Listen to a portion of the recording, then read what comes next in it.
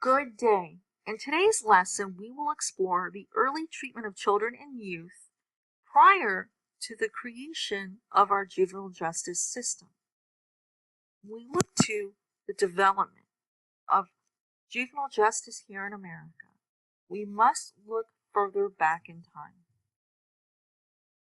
We can look to early Roman law, which stated that children aged 7 or older could be held responsible for their behavior. This was adopted by England within their common law, their legal system, the basis for their legal system, and eventually was brought to America and ingrained within our system of justice. This meant the children were treated no differently than an adult offender. They could be given the same punishments as adults, physical or corporal punishments, banishment from their community, as well as capital punishment or death penalty.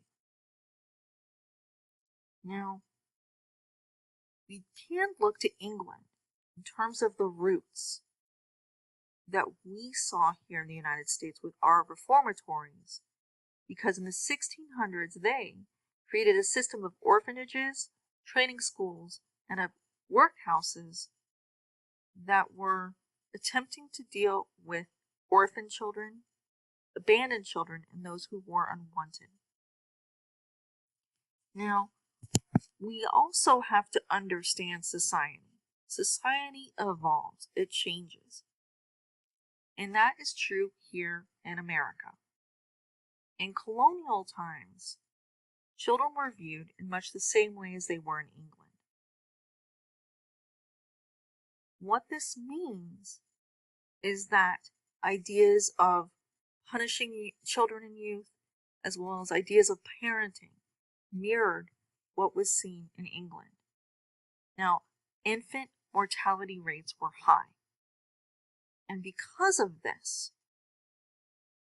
scholars believe that a parent's bond to their child was low. Because the idea was you didn't want to become emotionally attached to your child if they were going to die early on. And some estimates place the number of children who died, infants and children who died, upwards in the range of at least 10 to 20%, if not more. Now, parents were free to sell their children into slavery. Children were known as chattel or property, which also meant they can care for and discipline as their children as they saw fit. And that includes corporal punishments.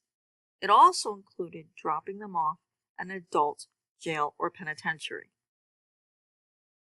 Now, prior to our formal criminal justice system, there was this informal network of control in terms of punishing children and youth. It included the family, it included the community, the church, and the school. And throughout time, it cannot be underscored that these punishments were not only embarrassing, but most certainly severe. And eventually, that led to the reformatory schools here in America, but also the reform efforts that pushed for juvenile justice and led to the first juvenile justice system being created here in the United States in Illinois. Have a great day, everyone.